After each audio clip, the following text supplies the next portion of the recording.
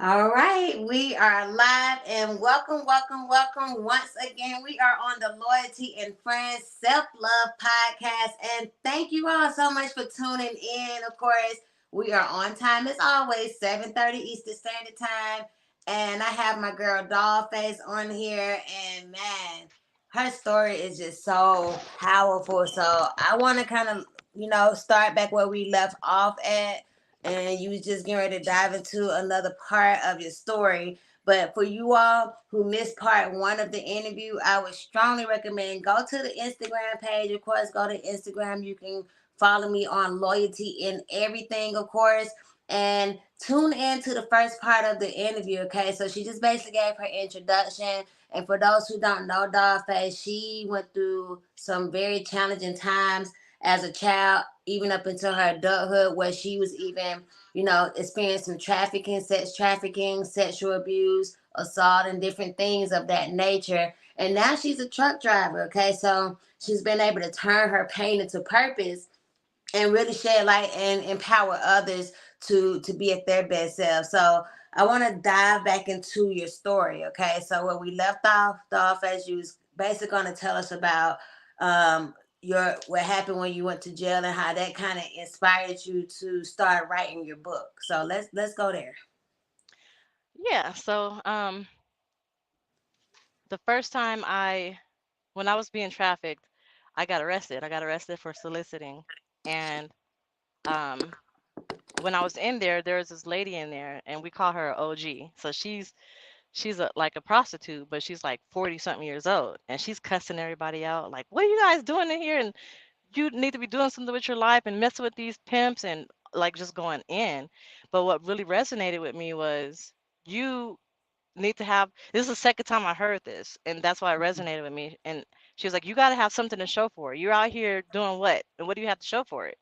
Because these Right. girls are in here. I make this much money, and my daddy this, and my folks that, and I'm just sitting there like, I'm not supposed to be here. And she just kept saying like, "What do y'all? What's the problem? Like, where are we? Don't be like me. Do something better. Do something with yourself." And I remember saying, "I'm not supposed to be here because I didn't really solicit nobody. I didn't do anything really. It was a sting operation. And I just happened to be at the wrong place at the wrong time." And I was Right. like, "All y'all in here, I'm gonna be a lawyer and I'm gonna represent y'all type of girls."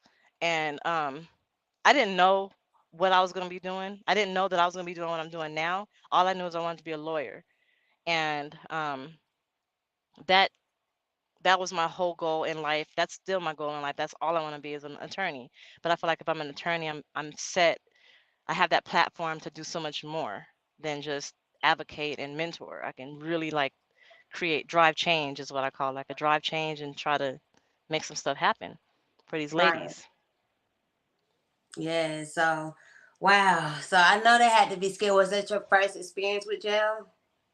Yeah, I got arrested twice ever in my life. Well, three times, but two when it had to do with all of that, and I cried. I cried like a baby. The actual I was on my cycle. Oh, man, look, I have stories. First of all, the first time I got arrested, I don't remember if it's the first or second time. One of the times I got arrested, I was on my cycle. That was when the girl was talking and yelling at us. The guard. I was Mm. on my cycle and I had to use the bathroom. I needed some pads, right? And th- they didn't have nothing for me, so she let me go to the bathroom where the guards go. She had to watch me, but she was in there talking to me, and she's like, "You don't belong here. I could tell just by looking at you, you don't belong here. Don't let me see you again." And I was like, "You won't see me again." But it Right. was just interesting. Like everybody that I came across, that's all I heard was, "You don't belong here." And I'm like, "I Mm. know I don't, but I don't have no choice.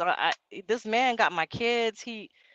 Like he's threatening to kill me. Like I don't have no choice but to do this." And the second time I got arrested, well, actually, that was the first. So the second time was when I was on my cycle. The first time I got arrested, I found out I was pregnant with my Mm. son, and that was the pregnancy where I got raped. So I got kidnapped. I met the dude that's in the book. I got kidnapped. He put me on Craigslist, and the first guy that came and answered that ad raped me. I got pregnant, but I didn't know it was the rape. He was a product of the rape because I was sleeping with this pimp without a condom. So Right. I thought it was his. We didn't know it was not his until like months afterwards. But I found out I was pregnant in jail. Wow. And I didn't realize that detail until I was writing my book. Because a lot of Mm, stuff that happened in my life, I don't remember until I actually have to remember it. And I was like, dang, I right. should have put that in the book. I forgot. But that's gonna be in my actual memoir. So yeah. So I do have a question. So for one, let's find out how old are your children now, if you don't mind me asking. They between my youngest is 16 and my oldest is 22. 22. And have you had an opportunity to have some of these conversations with them? Like, do they know your story? Do they know some of the things you went through? Or do you kind of shelter them from some of those things? They know some stuff. They don't know everything. They have to know about the rape thing because it's a whole situation. It I'll give you this. My first child, my firstborn, I was doing what my mom was doing and trying to follow after her, like what she was like, you got to make money by any means necessary. I was being Mhm. promiscuous and in clubs. We had like a little lick where we would rob, like me and a dude would go to a club and he will go together as a couple, but he will target a couple, swinging type stuff.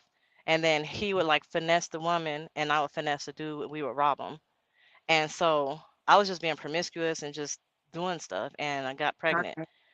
This man was 16 years older than me.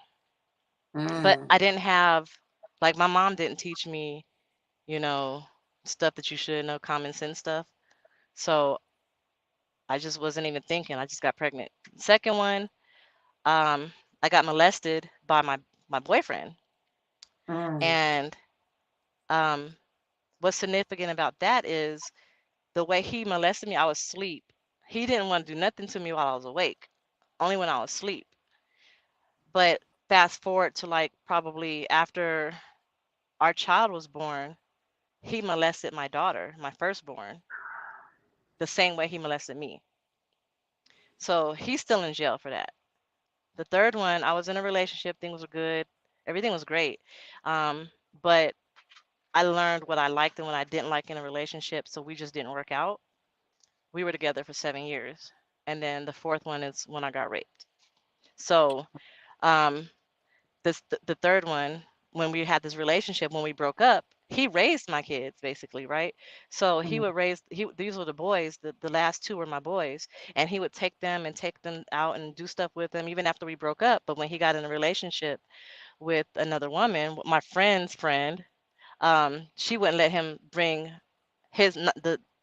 my son that's not his son around. And mm. so my kids are nosy too, so they be snooping in my stuff. So they found out a lot of stuff through being nosy, and sometimes I had to, like my girls, I had to sit down and talk to them and really like be like really brutally honest because in Vegas, my daughter almost became a victim, and Mm. I just had to. I'm not about sugarcoating nothing. Like I'm gonna Right. be honest with you because it's gonna hurt, but at least you're gonna get the facts from me, and I'm gonna give you the street version before the streets tell you. I don't want the streets to tell you. I'm Absolutely. gonna tell you first. So that's how I handled them. So some stuff they know, some stuff they found out, but a majority of it they know. That's good, and I think sometimes we so scared to speak on our truth and let them know what happened, but transparency kind of helps with the journey. And I say that because my mom was opposite. She didn't share a lot of things with me, and she wasn't really affectionate. I didn't have an affectionate type mom. She don't do the hugs. She don't say I love you and stuff. And it made me question things about myself. I felt like, okay, well, what did I do? Like, is she upset with me? And then I start becoming a people pleaser. Like I felt like this is the way I gotta do it, rock to other people's beat or do what they want just so I can be accepted, because of the lack of love I was getting from my mom. So I like that, you're opening up and you're sharing some things with them because I think that's important. And just the things you went through is part of their makeup as well. And it can, and sometimes the trauma we go through does trickle down to our kids. So we got to be mindful of those things. So I want to go a little bit before then. Okay, let's talk about the childhood a bit because you did mention you kind of were born into this lifestyle, unfortunately, because your mom was already in the lifestyle. She was, very promiscuous and just using what she had to get what she needed, as far as you go. Do you have any siblings? Is it just you? I have a no, I have a brother and a stepsister, but I call her my sister. I don't say really stepsister, but for Right. purposes of context, she's my stepsister. So just Okay. and I have like I guess my brother's dad has a whole bunch of brothers and sisters. I haven't met them, and my sister is just me and her. Okay. Okay. So let's talk about like your childhood, like some of the things that you can remember, some of the trauma, and maybe even situations that your mom put you in. Phew. Well, without going into too much detail, because you got about a book for that, I can just Yeah. give you a general outline. Um, as early as I can remember, oh, let me preface this by saying this. A lot of stuff I'll probably be going back and forth because I'm digging into my memory to remember these things, but I that's my coping mechanism. I don't remember a lot of stuff Right. because that's how I was able to cope with it. And that's was told to me. I didn't know that's what I was doing. So as early as I can remember, I just remember men coming in and out the house. I remember my mom, like, we always had a new apartment or a new house, like, and it was never ours. But she always made sure I had a bedroom, but it was never ours. She, like, these girls now, how they be gotten having men buy them houses and cars and stuff. That was her. Mm-hmm. She was a madam and she was a prostitute. So, um, I remember one man. I call him the Virgin Island man. He had a dog. Oh man, I can't take this. He had a dog with ticks on him. This was my fiance calling me. And hold on, please. I'm sorry, because he gonna keep calling. Okay. I'm on live right now. I can't talk. I'm literally on a live video right now doing an interview. Hey. Oh, he just hung up. So the Virgin Island guy was an apartment we lived in. I remember Mookie. He was a felon. He wanted to have sex with me. I remember him after him sleeping with my mom. I was in the kitchen getting something to eat, and he came in there butt ass naked, hard and everything. And I'm like, I don't remember how old I was. It had to been before I was like 13. Mm, And I'm like I knew it. I knew what it was when I saw him. Like, cause so the first boyfriend my mom had, his name was Brown, and he was the one who molested me the longest. Um, but in between Brown, because she was doing her thing, we had the Virgin Island guy, we had Mookie. As early as I remember Arthur, Arthur and the ice pick. See, this is my childhood stuff. mhm, Um, so that one was significant for me because I remember wanting to protect my mom. I remember driving up to a house and she tells me, stay in the car. She runs upstairs. She runs downstairs. He got this thick, you remember those back in the day? I don't know, I'm probably aging myself, but this really thick ashtray. It was mhm, green glass, really thick, and he threw it down at her to try to hit her with it. And she jumps in the car and we drive. And we're driving to the state line from Nevada. I don't know why we're driving. I don't know what he was trying to do, but she was running from him. And we get back to the apartment that the island guy got for my mom. And I remember going in, I remember the ice pick. I thought it looked like a knife, like I could stab somebody. I didn't know it was an ice pick. I thought it was a stabber thingy as a kid, right? So I went and got the ice pick and I sat in the living room on the couch waiting for him to come because I was gonna stab him if he came in the house. Um, so this was after Brown because living in that apartment, I was watching a show called Sally Jesse Raphael. Aging myself again. But she was the title of the show was Mommy Daddy Molested Me. And I was mm, like, what does molest mean? And she told me, I was like, Brown did that to me. And I remember sitting on that couch with the ice pick telling her that. And she called him over and he was like, oh, I thought it was you. Because my mom would go out of town to California for doctor's appointments and stuff. And he was like, I thought it was you. I didn't know. I guess I was just groggy, blah, blah, blah. I remember going to school with pubic hair in my underwear before I even had pubic hair, like literally like bushels. I think he cut it and put it in my underwear.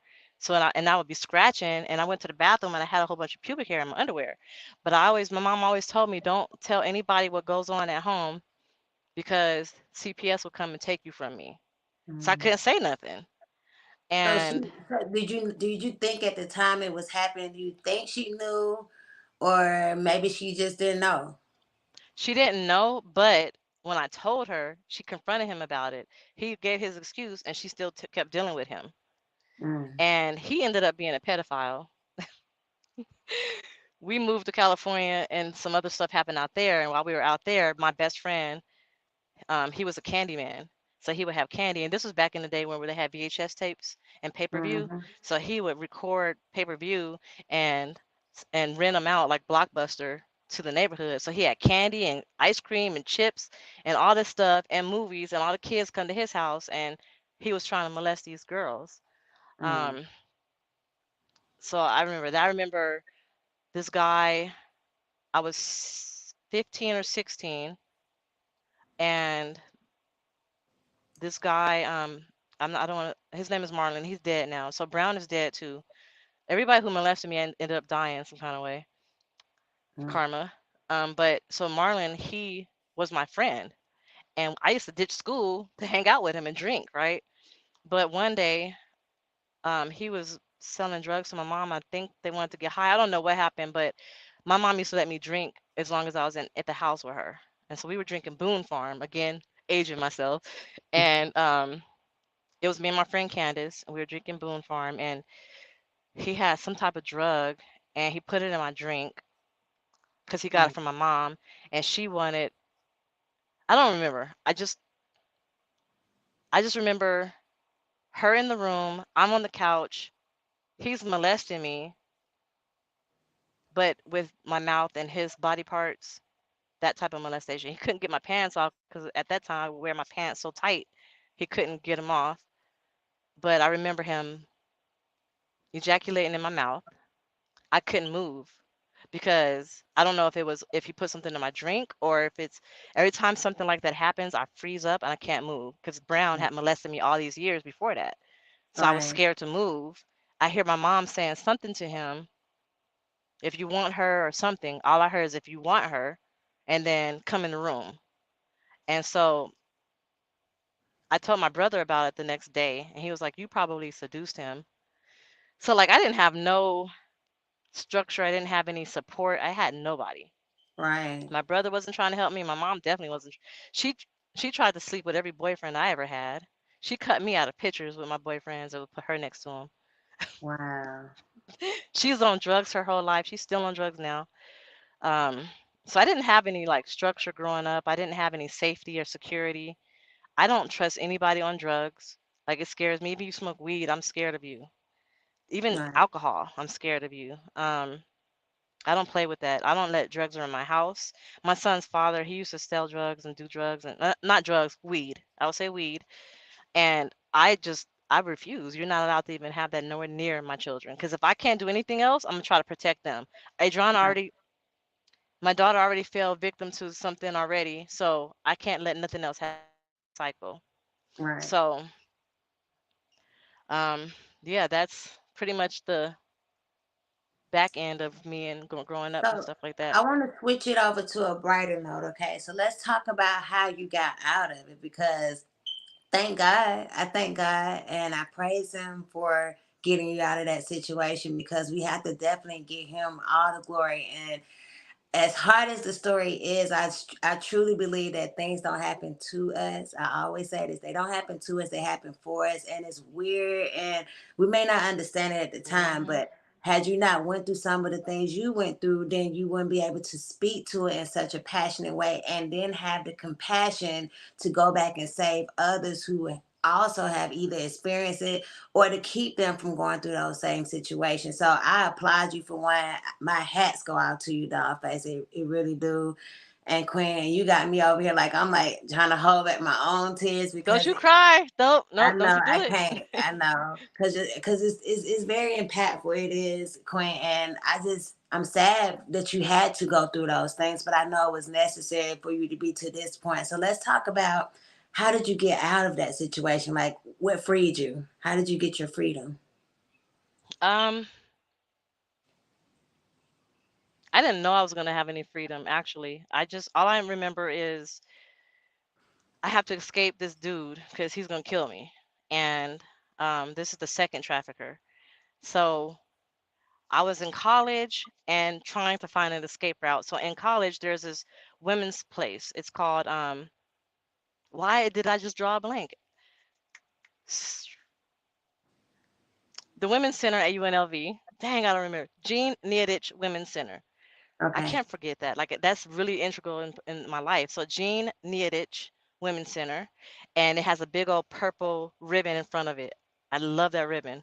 And I would go in there because he wasn't allowed in there. He would follow me to school, and he would follow me on campus. He would come with me to class, all kind of stuff. So he wasn't allowed in there.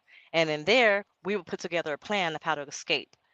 And she was like, "What do you want to do?" I was like, "I want to be a lawyer, but you can't do that right now, right? Because you got to get through this with him." Um, my children were my girls. They were like going through some stuff, suicidal and cutting themselves, or my daughter was.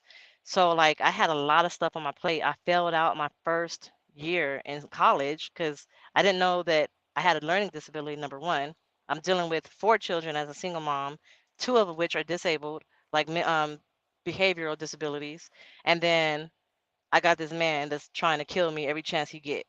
So I'll be in this women's center trying to find what can I do? I know I want to be a lawyer, but how can I escape him? And I was like, well, my ex was a truck driver. That sounds like something I would want to do, but I can't do it now because I'm in school. So that was always in the back of my mind. I graduated college. He was still following me and stalking me, but I wasn't living with him. He wasn't in my life, but he was stalking me still. All So I right. was doing Uber and Lyft, listening to the CDL manual while I'm taking passengers around. He actually booked the ride. I don't know how he did it, but he got a ride with me, and then that's how he was able to reconnect with me because he's looking for me. And my fear for him, I fell for it and started dealing with him again. Nobody knew it. Um, my kids didn't know it. My partner at the time didn't know it. Nobody knew. And one day I had to drop him off at I think it was a court program for anger or something. And I Mm-hmm. dropped him off there and I went to Workforce Solutions to see if I can get assistance on getting my CDL permit. They helped me get my permit. So then every time he had to go somewhere, I dropped him off. I went to the DMV and took my test because I was listening to the audiobook in my ear. I'll have the DMV genie taking the practice test. When I felt like I answered all the questions right, the next time I got to drop him off, I'm going to the DMV and taking the test.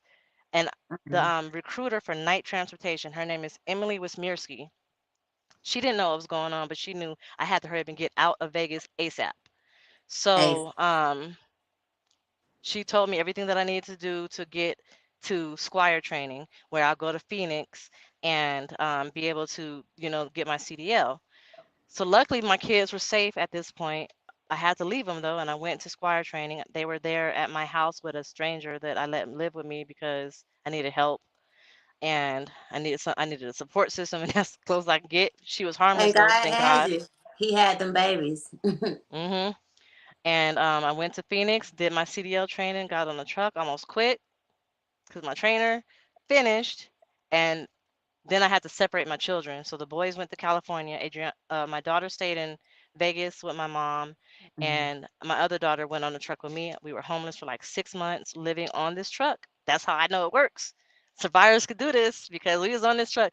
We rolled up every single piece of clothing we had. We would roll it up really tight and stuff it on the bottom bunk, under the bunk. So Right. all that space down there, we just like military style, and we Absolutely. had stuff on the top bunk and we would share the bottom bunk. And we stayed on this truck for 6 months until I got my income tax, got an apartment in Vegas, I mean, in Texas. And I think he's still looking for me though. I found out some discouraging information. So I'm kind of nervous, but that's But how you I know escaped what? him. We got you a support system. You in Texas, right? hmm So Yeah. I have a sister that I want to connect you with, and we'll definitely talk offline. And I know she's in Texas, and she advocate for domestic violence, sexual assault victims, those are being trafficked. She's a really good sister of mine. So I'm definitely going to make sure I connect those dots so we can keep Okay. you as safe as possible because your mission is big, Queen. And we got to see this forward because you're going to be able to help so many people. I'm just happy what God is doing for you and how He just manifesting these things and allowing you to just be that voice for others who not as brave. You understand? We gotta operate in faith and not fear, you know? And But I almost operated in fear because when I was telling you before we got on this live, like I just jump into stuff, right? I didn't think about like the safety part of it. I just right, jumped into it and my first interview, because I hadn't dealt with the trauma either. So my right, first interview, I almost started crying because I'm remembering everything. And then people are always saying, "You're so brave." And I'm like, is what's there to be afraid of, right? Because I'm only thinking of the goal. I'm not even thinking of all the other stuff, all the other right, possibilities of what could happen. Yeah, I agree. I'm brave because if I think about it, I can't. I'm gonna psych myself out. If I think about it long enough, I'm gonna be like, I can't do it. I quit doing this mission twice already. Like I don't want to. Nope, I'm good. I nope. Like matter of fact, I would shut down all of my social media. That's how scared I am. Like right. I don't even want to think of because it scares the heck out of me. I'm trying not to cuss. It's my walk with God right now, but Right. yeah, I'm scared. I'm afraid for my life, literally. Every Right. single day, every interview that I do, I'm afraid for my life. So I appreciate y'all saying that I'm brave. I don't feel like it. I feel like a whole coward right now, but thank No. you. And I see so much. I see the opposite of that. So we're gonna wrap this up, you all, just because we have another part to actually do. So if you all want to continue, and we want you all to be a part of the conversation, so this will allow you all to also join the conversation. So we're gonna switch gears at 8 p.m. We're gonna go over to Clubhouse. Okay, so download Clubhouse if you don't have it. Come to the Loyalty and Friends house on Clubhouse.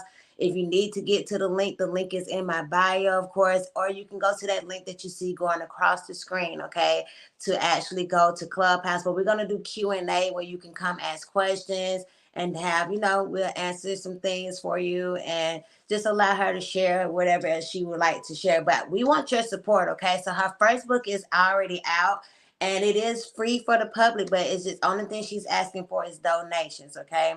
So whatever your heart has that you can donate, then that would be amazing. And of course, upon your donation, then you will be able to get that book. If you're not able to afford or not in a position to donate, reach out to me, get in my back channel, okay, connect. You can go to that link, of course, as well.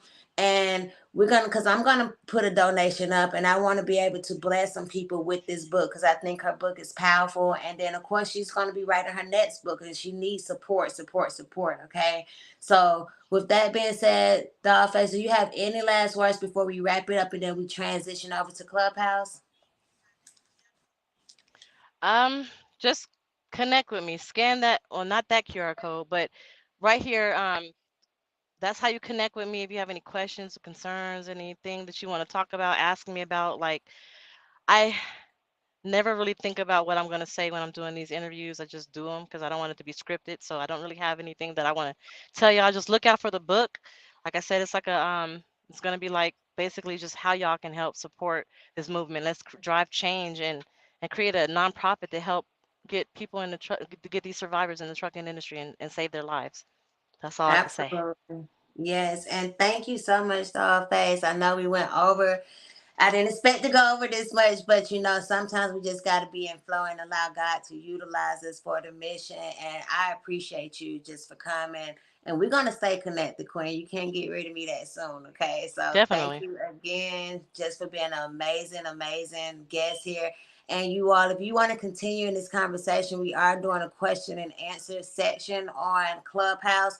Definitely join us over there. You can go to, if you on my Instagram or whichever, or go to that link that you see right at the bottom here. Okay, that will take you directly over to all the social media platforms and join us on Clubhouse. Okay, but we're gonna go ahead and sign out because we got work to do. We're not done. Okay, Got work thank to you so do. much again, Dollface, and bye. See Bye. y'all next Bye, y'all. Friday, same time, 7:30 Eastern Standard Time. Bye.